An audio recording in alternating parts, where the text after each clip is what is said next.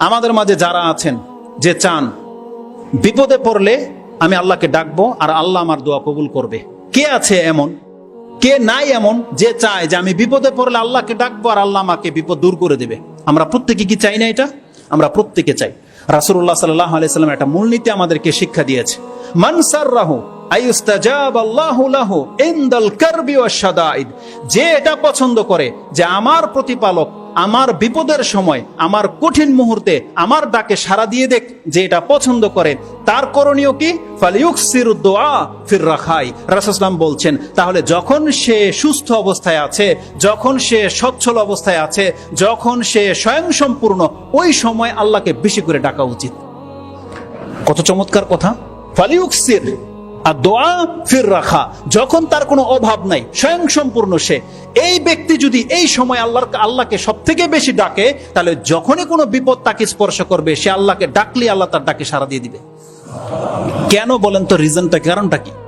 কারণ কি, এই ব্যক্তি আল্লাহর কাছে পরিচয় দিয়ে দেয় যে ওকে দিলেও আমাকে ডাকবে, ওকে না দিলেও আমাকে ডাকবে।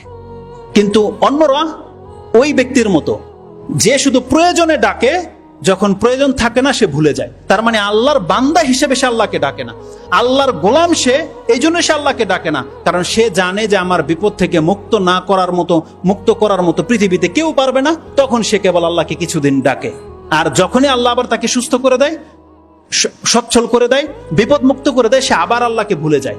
এমন ভাবে ভুলে যায় যে কিছুদিন আগে সে বিপদে ছিল, আর তখন যে সে আল্লাহকে ডেকেছিল তার এটাও স্মরণে থাকে না যে আল্লাহ যখন উদ্ধার করেছে।